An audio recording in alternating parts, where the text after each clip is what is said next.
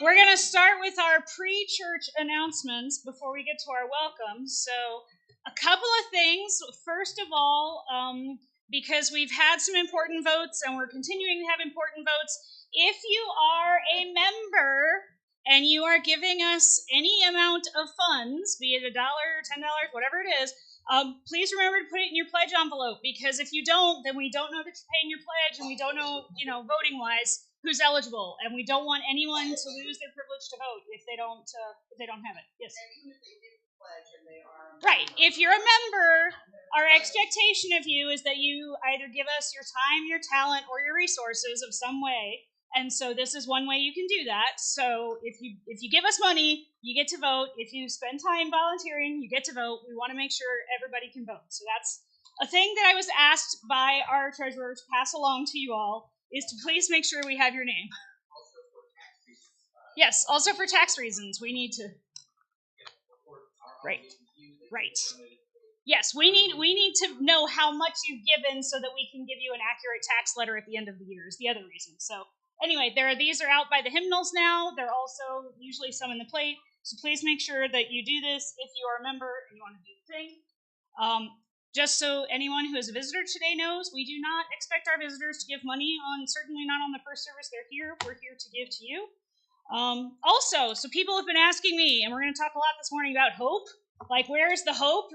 If any of you have noticed, the last few weeks don't seem like there's a lot of it. So, there's an organization that I work with. One of the things that they do is they write letters to young transgender people who are not necessarily out to their families, but they need inspiring messages. In case you guys didn't know, the suicide rates for trans kids have gone up 75% since the election.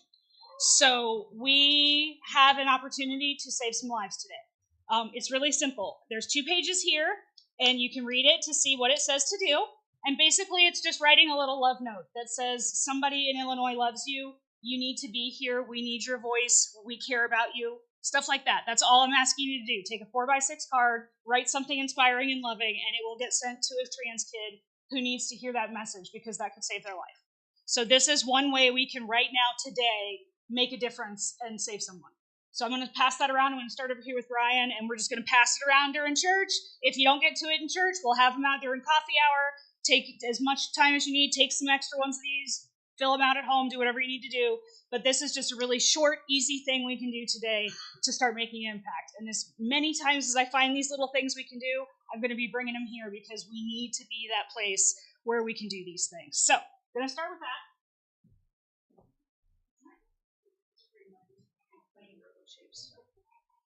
For those of you that are doodlers, there were some cute markers to go with it.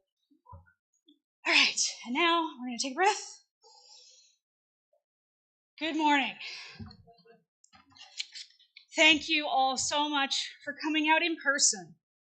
It is scary. It is very scary to know that my face and my name are out on the internet as someone who supports all the rights of all the people. It is a scary thing these days to be someone whose pronouns are out on the internet. It is a scary thing to say I believe in vaccines, that I believe in science, that I believe in love and hope. It's scary for all of us. But at the same time, we come together because it is here that we know we are surrounded with love, hope, comfort, justice, and spirit. Because we are Unitarian Universalists. So welcome.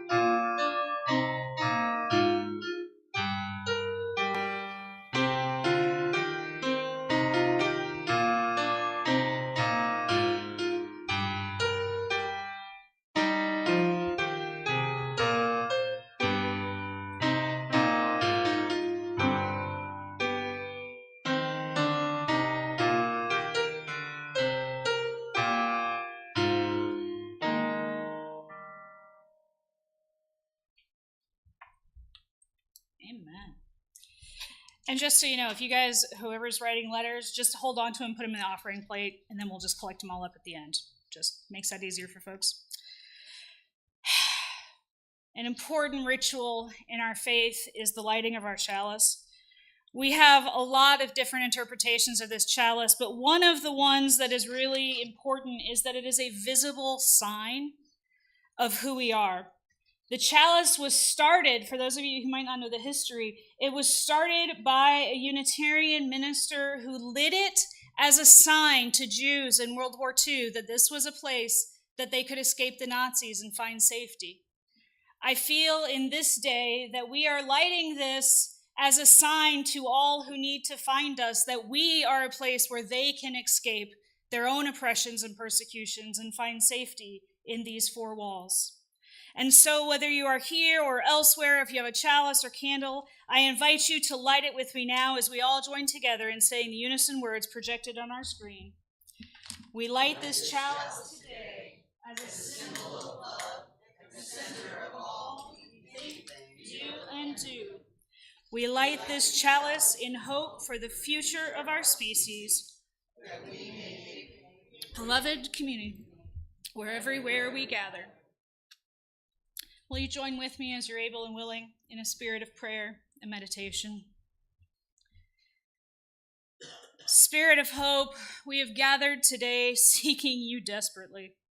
We've come together to try to find hope and thanksgiving in a time when so many of us are still reeling in shock and lamenting what is happening to our nation. We ask to see hope today in the faces of our friends and chosen family who are gathered here, to those who are committing themselves to the work of creating a space made of love, even when the world outside seems insistent on hate and violence. We ask that hope be found here today and evermore. May this truly be our sanctuary and the sanctuary for all who dream of a better tomorrow. Amen, and blessed be. We have many new and returning faces here this morning. I ask that you take a moment and greet somebody you don't know as well and make a connection that you can take and go with you over coffee hour. And then we'll start our first hymn, which will be on the screen.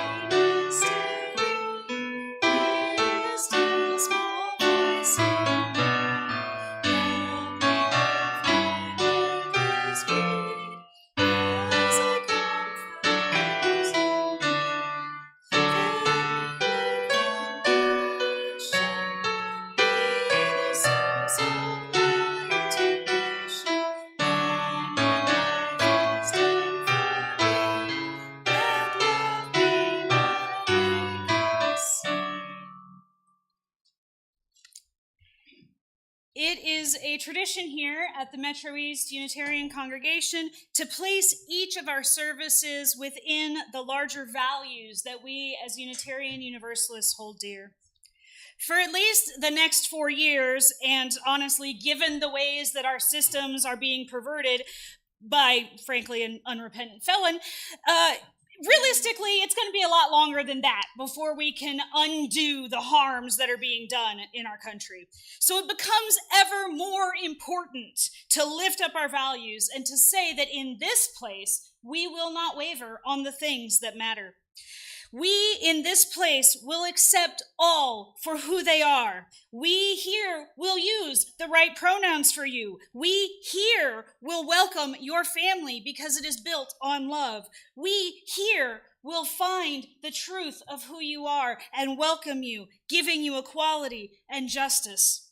Justice is rarely found in laws. This is something that our Black and brown and indigenous brothers and sisters and siblings have known for generations.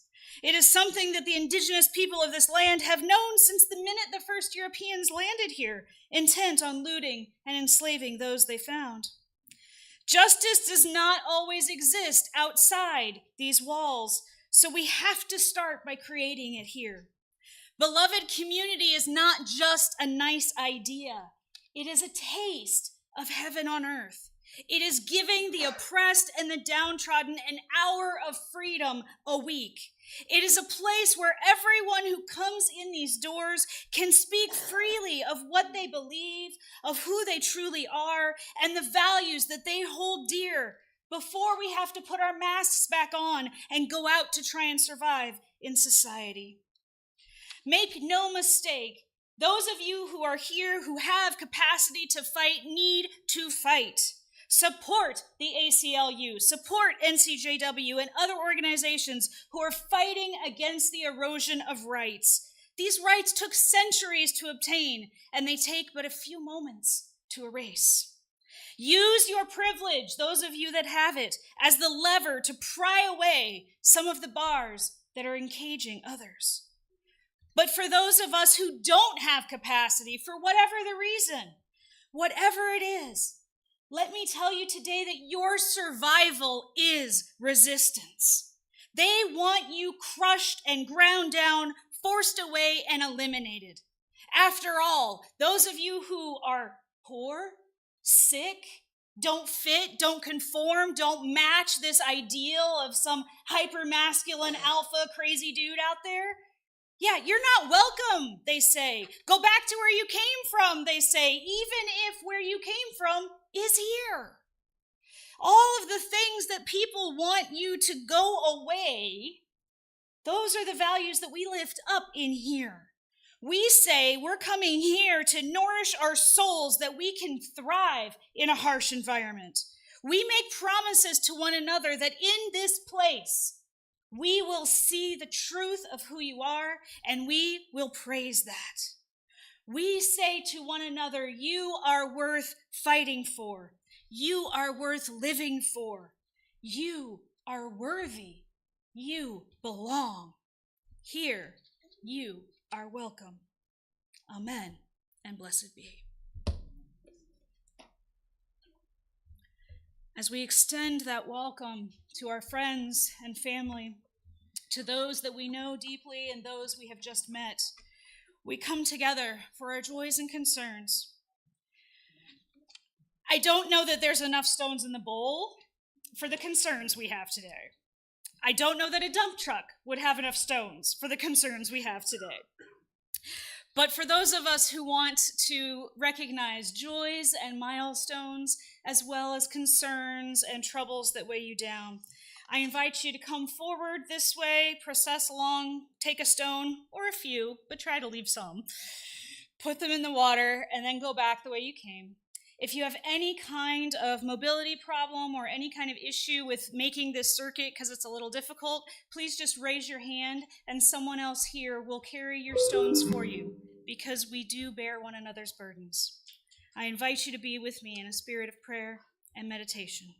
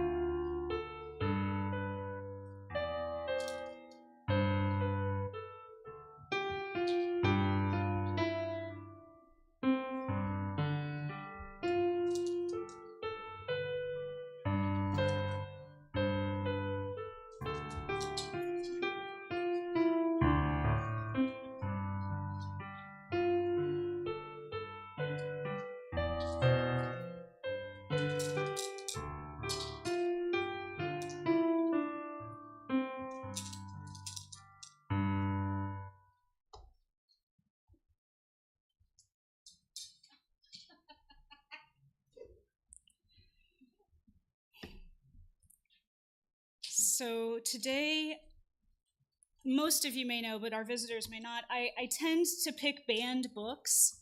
And the reason I do that is because so many of them have such beautiful messages.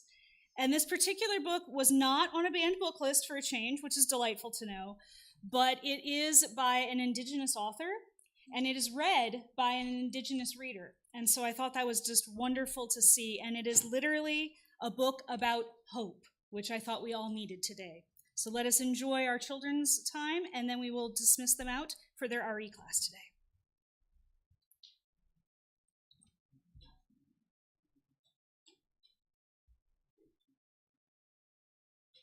Welcome to Solo Story Time. Today we're going to be reading a book called I Hope. This book is written by Monique Gray-Smith, who is Cree, Lakota, and Scottish ancestry, and illustrated by Gabriel Grimard. I look forward to reading this book with you all today. Now let's get ready for story time.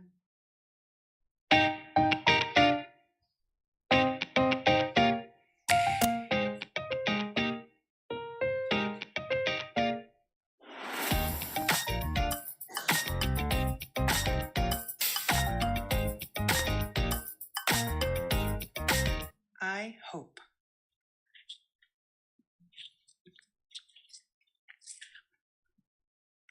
I hope that you and those that you love know joy. I hope that you are kind. I hope you have belly laughs. I definitely have belly laughs. Do you? I hope you love to learn. I hope that when sad tears leave your eyes, someone is there to catch them. I hope you are helpful. Have you helped someone lately? I hope you know beautiful happiness. Look, they're sticking their tongues out and getting snowflakes. I hope you play outside. I hope you are a caretaker of Mother Earth, planting trees, recycling and picking up trash. I hope that when you need a hug, there are loving arms to hold you.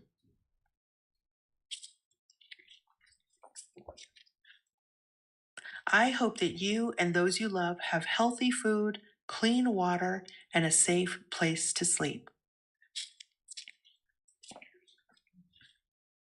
I hope you are courageous. Every child matters. We are one, equal. Every child matters.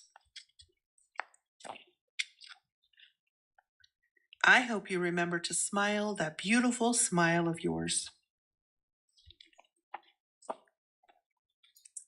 I hope you are respectful. I hope you always remember that you are special and you matter. I have lots of hopes for you and for me, but I wonder, what are your hopes?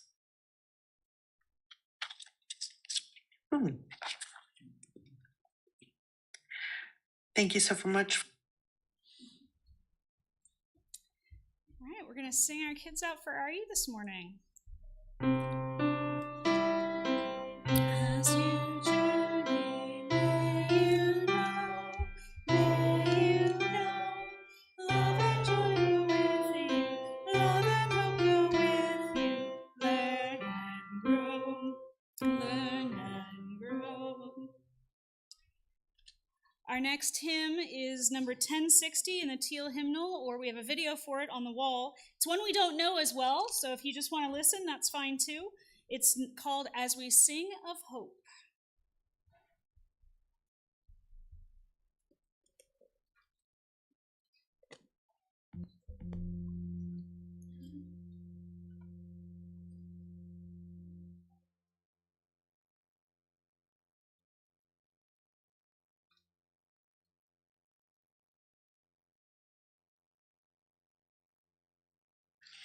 As we sing of hope and joy today. day. Some lonely anguish and despair. How can we lift our voices in this way? Some have pain and misery to spare. If a crumbling world we would renew, we must sing no ordinary song. Views from a noisy throng will never do. In every breath, compassion must belong. Let this song our greatest hopes contain, laughter of a well-fed child's tune, roofs over every heartbeat, its refrain is harmony from peaceful cities hewn. Sing of joy while hammering each nail. Sing of hope while pulling every weed. So shall we sing together and prevail. May every Alleluia bear us seed.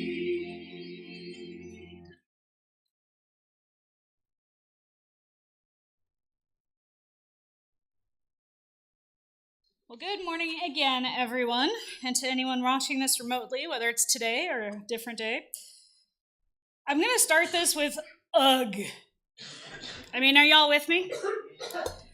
So my doctors have been really hard on me lately, especially my cardiologist, saying that I have to, like this is a mandatory thing for me, I have to get rid of the stress in my life. And I was doing really good, y'all. Like I had cut out social media and I had gotten rid of, doom scrolling, and I was getting rid of toxic people, and like everything was going smoothly and everything was going good. And then there was this election. And I had to send the doctor a message going, so what am I supposed to do now?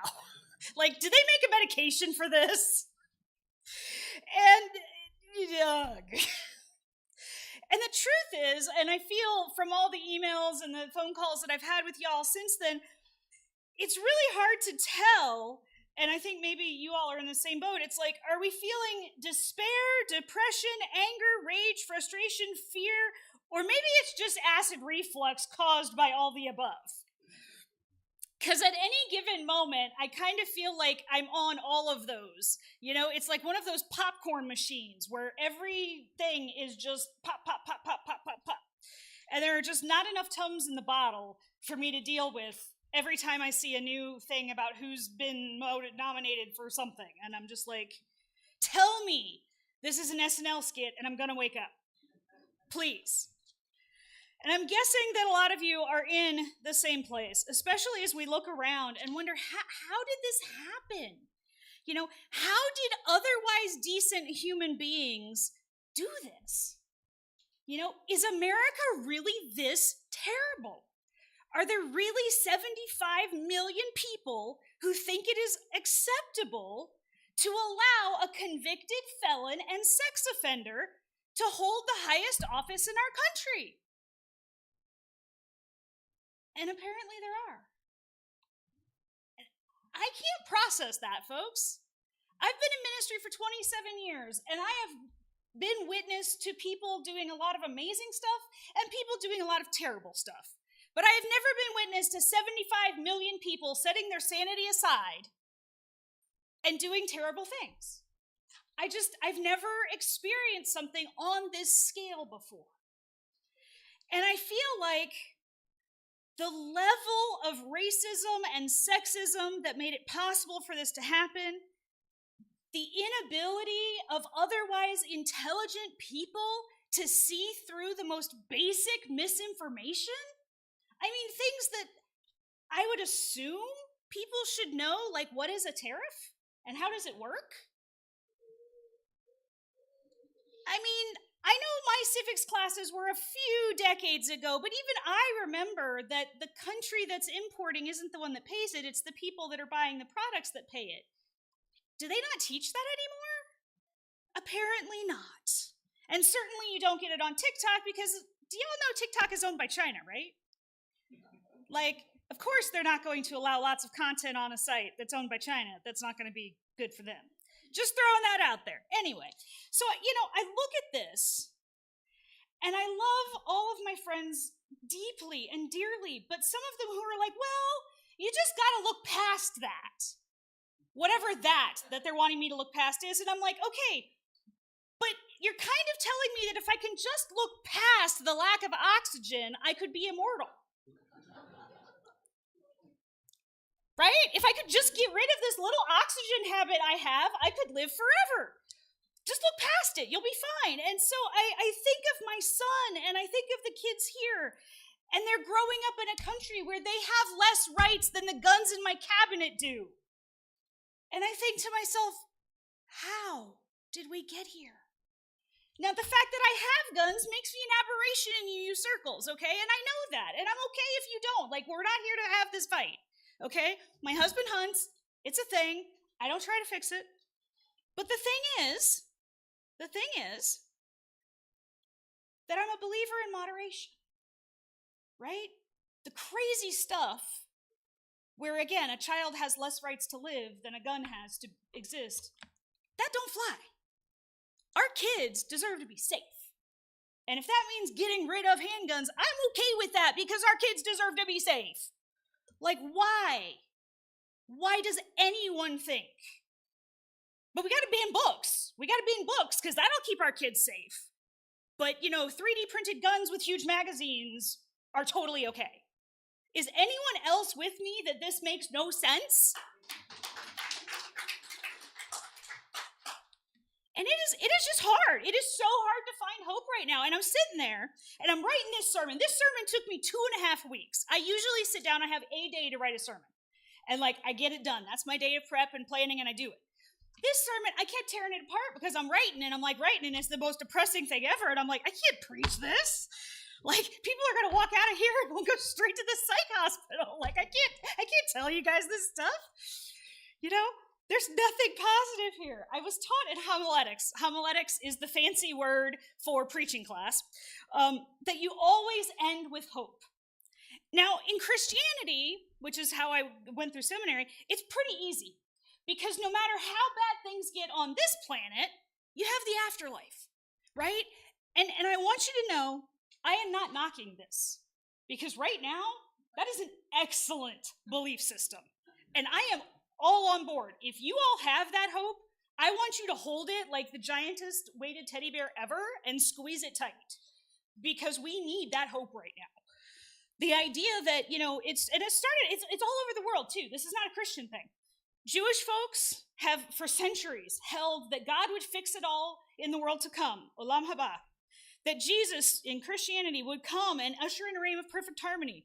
Buddhists teach that you will either ascend to the Pure Land or that you can achieve nirvana and be free of this. Hindus with moksha, right? You can break free of the wheel of reincarnation. Most religions teach at some point that human beings fail and our systems break down and the justice just ends. And at that point, the only hope you have left is that the gods or the universe or whatever higher power they have, that it will eventually all work out in the next life. So the truth is, again, if that is your belief, hold it tight. Do not let go. Do not let my cynicism harm it. Hold on to it today because you need that and you're going to need that for the next 4 years. And honestly, I can't disprove it, so there's no reason not to have it. But for those of us who, like myself, are humanists and are very focused on this world, things look really bleak. The strongest democracy in our world is crumbling. rights are being or have been revoked in droves. Climate change is being ignored in favor of scapegoating innocent people who are fleeing a whole bunch of, drug cartels and civil wars, many of which the US has either funded or helped in making possible. When we look at most of the problems in Central and Latin America, we have played a hand in that, folks. We have used and exploited and abused, and then wonder why those countries are in such a terrible shape. Where is the hope for those of us who are focused on this life here and now? And I fumbled, and I fumbled, and I fumbled. I started with the trite little, let's all come together speech, and then there was, the Weary Warriors speech, and then I was thinking maybe I can do the Pandora's box, right? Do y'all remember this, the Greek mythology? Where Pandora is given a box, and she opens the box, and, she's told not to open the box, but in Greek mythology, they always do what they're told not to. And so, she opens the box, and all the evils of the world come out, and the only thing she manages to catch is hope. Well, this really never made sense to me, because the problem with Pandora's box story is that it's the only thing that stays in the box. So, the only thing that doesn't get sent out into the world is hope. So that always seemed a little weird to me. How is that helping anything? You've already let the evil out, toss hope out there too. At least give it a little chance. So that particular little sermon scrap went away. So I'm still sitting there going, okay, it's Wednesday afternoon. So Sunday's coming. Sunday comes every week. That is really hard for ministers when we're struggling with sermons. I just want to let you know this. It's can we just pause Sunday for a couple more weeks and I can come up with something better? No? Okay, fine. So then what happened is I was just done, and the dog wanted to go out, so I'm fine, take the dog out. So I'm taking the dog out, and we're going on what I call, the forced march walk, which is it's starting to drizzle, and I don't want to be out there, but my dog is a lab, right? He is the happiest. He's so dumb. He is the dumbest dog, and he is so happy. He just loves everything. But the problem with the lab is, they have a waterproof coat, right? So when it's raining, he doesn't like the rain. But when it's just a wet air kind of feeling, the rest of us are he doesn't even notice it. So what does he want to do? He wants to sniff everything. Every single bush. Every single leaf on every single bush. Every single stick. Every single thing that might be a stick. Every acorn. So we're going on. And meanwhile, I'm just getting wetter and wetter and more miserable. And I'm mad. My sermon isn't working. And the darn dog's doing the same. So I'm, like I said, forced march. I'm dragging the dog. Okay, he's a lab. If he doesn't want to move, I'm not really moving him. So he's at the end of his leash, tail wagging away, sniffing away, having a great time, and I'm trying to pull the dog along. And all of a sudden, I look down, and I see, of all the things in the middle of my driveway, a dandelion blooming in November. Now, first of all, that's very scary because, climate change, that a flower is still blooming in the middle of November. But on the other, I saw a terrific amount of hope in that little weed. A wandering seed that was just tossed into the air, right? That got stuck on a little bit of concrete, found its way to enough water to stick out this tiny little filament. I don't know if you've ever seen a dandelion root, but when they're just starting, they are this transparently thin little root. And it found its way down into the ground, which is under, 4-inch slab of concrete because it's a driveway. So it found its way down all the way, and then once it found some soil, it decided it was going to grow right there in the middle of the driveway. I have no idea how many times our car has run over this dandelion. But it was still there, and still blooming, and nice and happy. And then Jack peed on it, so that was really happy. And I thought to myself, there's this fat, happy little plant doing its thing. Everybody says it shouldn't do that, right? And the thing about dandelions, and I'm not sure if y'all have this thing, but I have a neighbor who wants the perfect lawn, right? And he has this thing about dandelions. And so his yard is this perfect American monoculture yard. where everything is this perfect bladed grass that's a perfect height and a perfect shade of green, and it's all full of chemicals, and like, you see where I'm going with that, right? Then we have my yard. Because I'm allergic to grass, so I don't mow it. And I don't really care that much because I like the pollinators, so I kind of just let the clover and the dandelions take over. And so it doesn't bother me that much that I have a dandelion in my driveway. But I am surprised, because I would think that after being run over and peed on, the little thing would probably shrivel up. But no. I checked this morning just to be sure. It's still fat and happy right in the middle of my driveway. Its little flowers are just blooming and sunny and yellow, and its little leaves are green and doing its thing. Now, I will tell you that, the dandelion doesn't think about the consequences of its actions. It's not sitting there weighing the pros and cons of a driveway villa versus, a duplex split with the roses next door. It's not sitting here wondering whether or not it's going to face consequences for being in a high traffic area. It's not worried about the pros and the cons or the fear of, the big dog that likes to pee on you. It just grew because that's what its nature is to do. Now, the truth is, human beings are a lot more complicated than dandelions, but as a whole, life is really rugged. Everywhere you look, life is taking over spaces and places where humans said they couldn't. I don't know if any of you have seen this week, they made a startling discovery in Kenya. There is a worm that has adapted to eat plastic.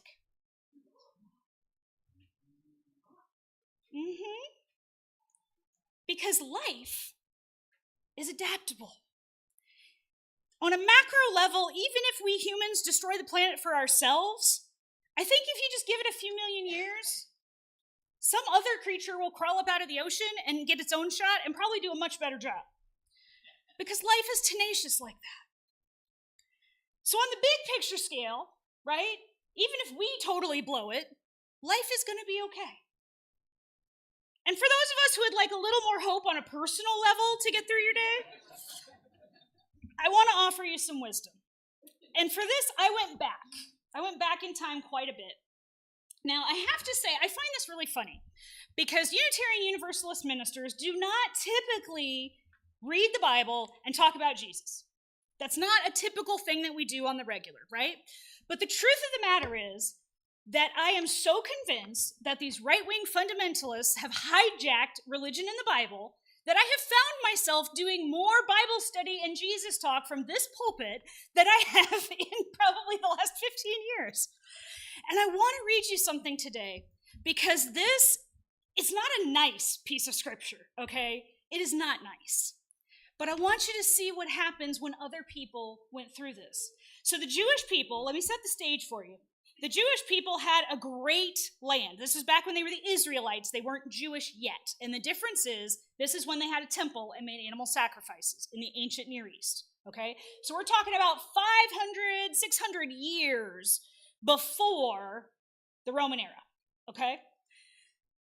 The Babylonian Empire swoops in, captures all of the intelligent people, says you're all a threat to our empire, so we're going to oppress you, we're going to split you up, we're going to crush your systems, we're going to destroy your religion, we're going to drag your kids away, we're going to take everything that's important about you, and we're going to crush it. Sounds kind of familiar, right? That the intelligentsia of the nation are being oppressed because they represent a threat to a regime. So what they literally did is they carted these people away from the land of Israel to Babylon, where they were considered second-class citizens, and they were forced into service to the empire. And one of the Psalms that was written, it's Psalm 137, for those of you that said, it says, "By the rivers of Babylon we sat and wept when we remembered Zion. There on the poplar trees we hung our harps, and our captors asked us for songs. Our tormentors demanded we sing songs of joy. They said, 'Oh, come on, sing us your happy songs now.' But how can we sing the songs of our God while we're in this foreign land? If I forget you, my home, may my right hand forget how to play. May my tongue cling to the roof of my mouth if I don't remember you, if I don't consider my homeland my highest joy. Please, God, remember what they have done to us when they took apart your city. Oh, may Babylon be doomed to destruction. Happy will be those who repay you according to what you have done for us. And this verse is awful, and I'm telling you ahead of time it's awful. But it represents the pain that these people were in. Happy will it be those who take the babies of Babylon and crush them against the rocks. Now that's a horrible piece of scripture. And I certainly do not recommend, under any circumstances, that we do this to little conservative fundamentalist babies. But what I do want you to see is that that scripture was written about 580, so 600 years before the Common Era. The Jewish people are still alive today. So 2,600 years later, the Jewish people still survive. The wisdom is that folks have lived through having no rights before. Now, you shouldn't have to. I'm not denying the injustice of it. I hate, loathe, and despise what has happened, and if I could figure out a non-felon way to stop it, I would.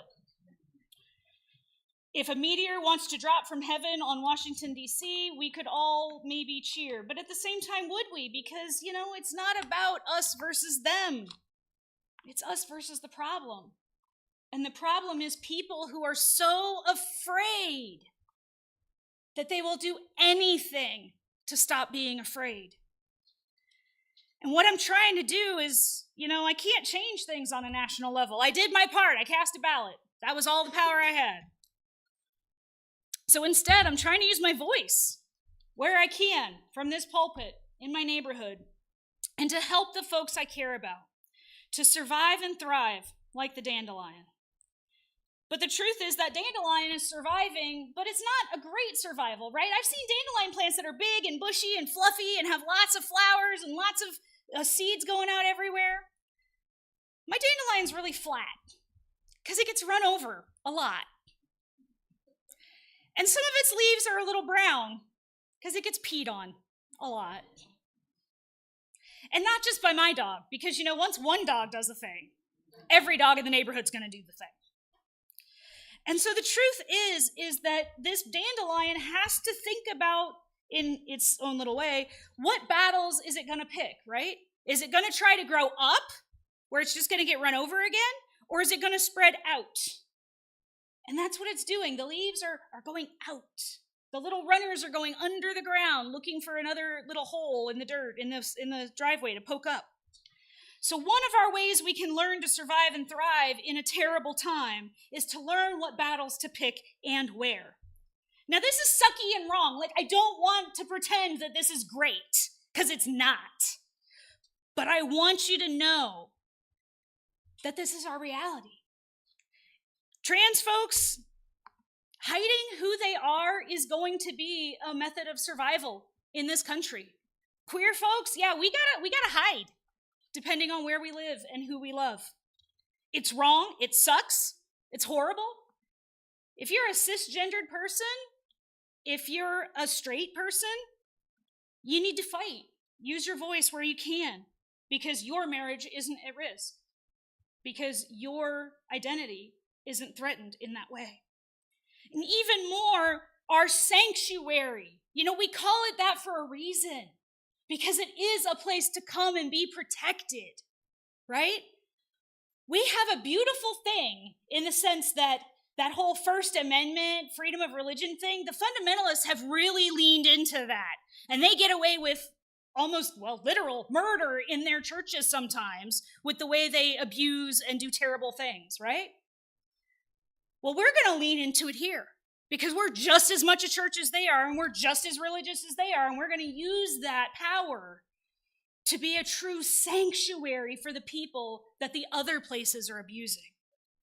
This may be the only hour each week that our non-binary friends and family get to be used the proper pronoun. It may be the only time all week that people get to hug their wife or their husband in public. Welcome others with open and loving arms, because this welcome, love, and acceptance is literally the difference between life and death. Not just transgender folks, but everyone who is speaking out against this regime. And I use that word very deliberately. Our libraries are under assault by people who want to forbid our children from reading stories. Because after all, we don't want people to know that we've done terrible things to the Native Americans. We don't want people to know that slavery was real in this country. Our doctors and nurses and other medical professionals are terrified right now. We already have problems getting enough people to vaccinate their children so we have herd immunity. We have no idea how much worse it's going to get. Science and following the truth are important to these people. Caring for people is important to these people. So for us, supporting them is important so that they know we care. For our families who are different, who are not mom, dad, and 2.1 kids or whatever the current average is, right? For all of our families who don't look like that, who want to come here and be loved. Yeah, you need hope, and we're here to give it because we are a sanctuary. The poor and downtrodden, the undocumented, the ordinary people who just are tired of fighting with their family at holidays. They just want to recycle things because it's the right thing to do, and why have we politicized saving the planet? Where is our hope? Well, it's certainly not found in Babylon. You know? And the cars coming in and out of the driveway are going to run us over every day. And oh boy, here comes another dog. So where do we find our hope? We find our hope right here in these walls. That is our hope. It is in the sanctuary that we are building together. It is, in centuries past, let me go back to the 16 and 1700s. In Britain, where being queer was literally punishable by death, okay? You could be executed, you could be hung because you were queer. But yet, because people have to be who they are, it is a vital part of our psyches, right? So there was a place called a Molly House. And what a Molly House was it was kind of a combination of all the things because they didn't have the same labels that we do today, right? So it was a place, it was usually part bar, part hookup club, part drag show, part church, part whatever. And all of these people would gather there.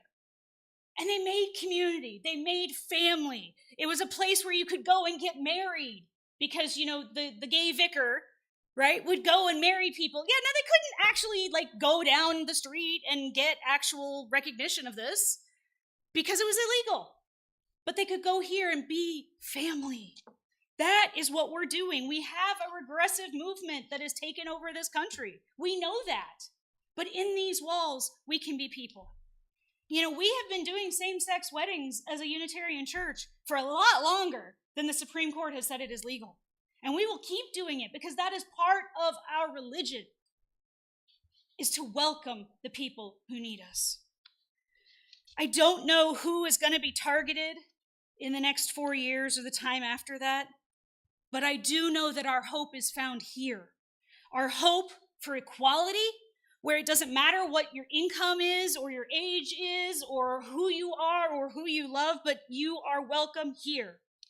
Hope for a place of acceptance when you don't follow a creed that others say you must. Hope for a place that you can express yourself and your disbelief, your belief, and your you don't knows. Hope for a place to speak aloud the values that you hold dear. My prayer for all of us little struggling dandelions today as we battle against this despair is that we keep being deeply rooted in our faith. That we be willing to stand bold and put out flowers even when we keep getting run over, and that we keep tossing our seeds out there in the world with great abandon, that all may find us, that people can know that here is the place where hope will prevail over oppression and heaven can be made on earth. Amen, and blessed be. Our final hymn this morning is number 346. Come sing a song with me.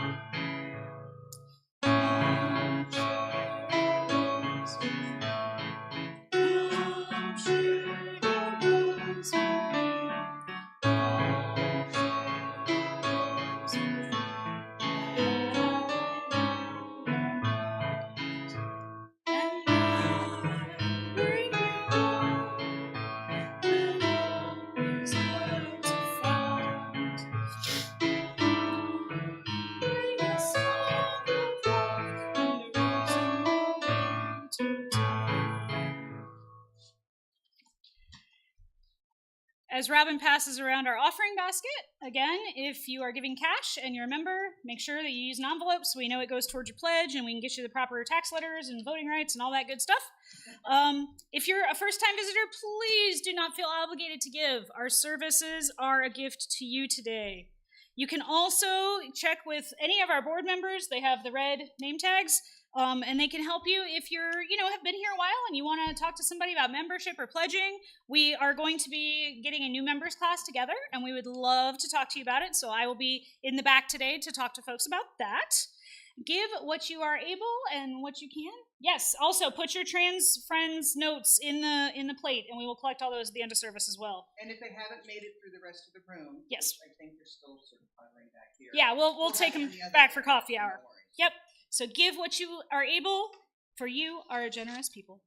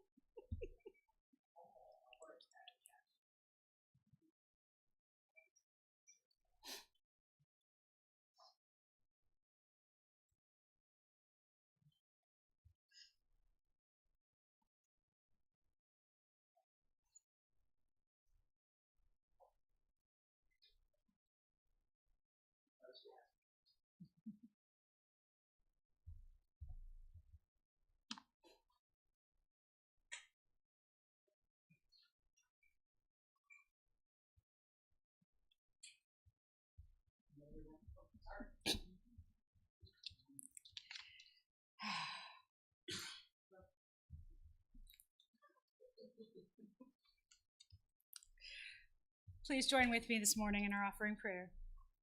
May this offering equip us to inspire love and seek justice. All right, announcements. Alex, do you have anything? All right, come on up.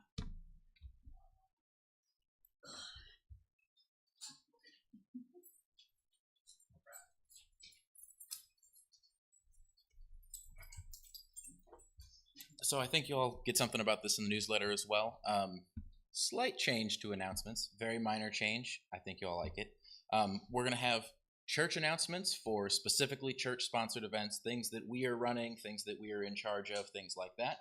And the next slide that I'm going to run back there and click the button on in a little bit is going to be community announcements. So it's things that we don't run, that we're not in charge of, but that you think the community might want to hear about. I know we've had some in the past. People have had, art exhibits or other events that they are part of or doing, or things like that that are important and great and that we want to share, and we want to kind of highlight them and make space for them.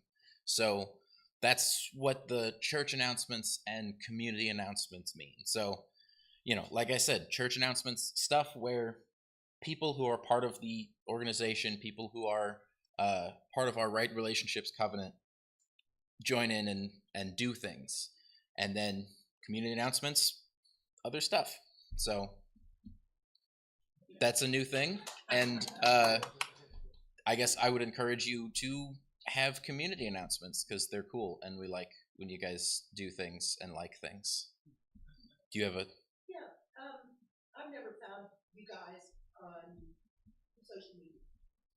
Could somebody just say how you do that? Yes. You always talk about Denise, I will Yeah, get we'll you get you hooked up. And yes, see me if you want to be in our UU Friends group. I already have one person. There you go. Yeah. that I'm getting connected to. So the rest of you just come see me, and we'll get that taken care of during the coffee hour. and that's the one that the people that we need to help break down and stuff. Right. Yeah. We're going to do it through the UU Friends group. Okay. Good. Yeah, and we're hopefully going to improve that visibility in the future as well, as soon as I get more free time and get our website going a little better. It's done. I just have to do the stuff to Behind the scenes to get it working. So we're working on that too. And on that, Suzanne, thank you for your work on the website. Yay! Suzanne did a lot of work. We all need a little Christmas joy, don't we? Whether it's secular or religious, we still need some Christmas joy. So guess what? We have a Christmas tree. And I got it right as we were selling things to move, and a friend of mine was giving away her tree, and we had our old trees that were really awful. So I said, I'll take the tree. Well, guess what? It's here today. We're going to start putting it up, and we are asking each of you to bring one ornament from home, if you've got, or find one in a store and bring it, and we're going to start putting it on the tree so we have it all set up and ready to go. So there's that. There's been a bunch of us thinking about we want to have an adult social group in the evenings, because we have Anna D's, which is during the day, we have Romeo's, which is during the day, but that doesn't help those of us that are working and doing things. Sometimes I can get away and sometimes I can't. So I think we're thinking about doing this, and it probably won't be until January, just because the holidays and things are going to be busy. So if you're interested in being a part of that, we'll do some sort of sign up in the next couple of weeks to get you in the loop. And then we'll start to plan whether we do it here or we do it at somebody's house. It doesn't matter. I mean, maybe an adult game night. You know, Joanne's like ready to host people at her place too. We were there election night, drinking heavily, but particularly after I worked the polls all day, where I was pretty much the only Democrat in the room. No, we're not going to do that. No, we're good. So last thing, this is just a personal note, and a couple people came up to me afterwards because I had posted something in You Friends that I was going to be making myself scarce, not from here. I wanted to be really clear. I'm making myself scarce on Facebook and social media. I've taken it off my phone. It actually feels really, really good. So, you know, to something that I was discussing with people earlier, I just want to add, resistance doesn't have to be marching in the streets. Resistance can be behind the scenes. And that is actually where the movement is right now. It's behind the scenes. So we'll talk more about that, maybe have an event where we can get together and think about what we can do behind the scenes to make that work. So anyway, lots of love to y'all. I'm done. Yes, a couple of important things. You know, the little things like what we're doing here, and then the big things, like I said, taking care of yourself. Surviving this is resistance. So, one last announcement. Mary has an announcement, and I think I will happily have some grabby paws. Oh, Jerry's going to take him.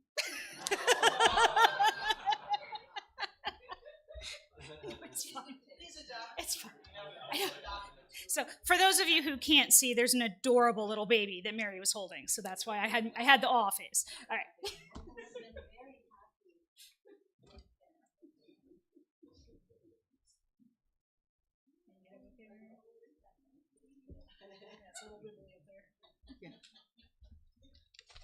I'm Mary Johnson, and each Christmas season for many years, our congregation has supported the Oasis Women's Center in Alton.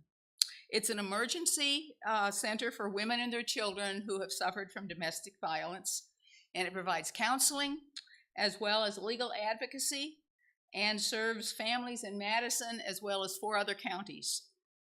The center was organized in 1976 and opened in 1978, and from the beginning, members of the Unitarian Church in Alton, along with other churches and local organizations, were involved with the work of the center.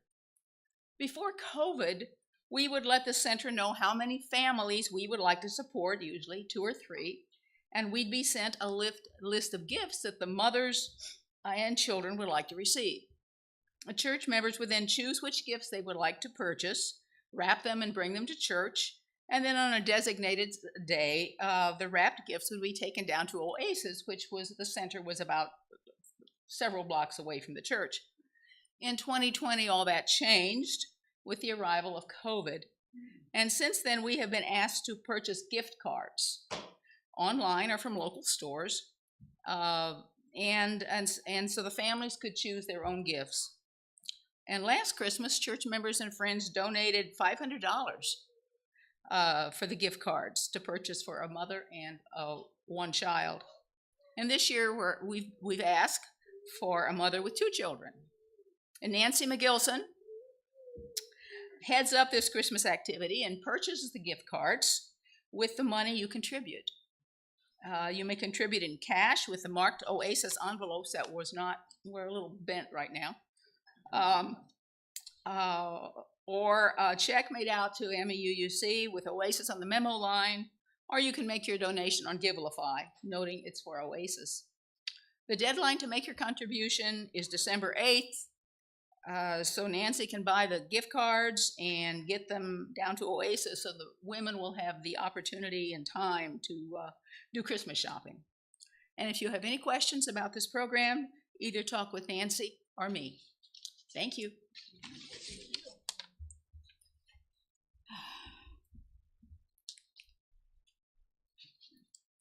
I invite you to join with me in our prayer as we recite our chalice. The light of truth and meaning cannot be put out. We are the keepers of this flame until we meet again. Beth asked me to put this up again, so I did it for her. I think she's out in RE today, but in spirit. We are the liberal, welcoming faith in the Metro East. We are the people who welcome those who question. We are the people who create family for those whose families aren't worth that title. We are the people who love. We love when times are good. We love when things are bad. We love when the vote goes our way. We love when we lose. We are Unitarian Universalists, and we know that love is the way. Amen, and blessed be.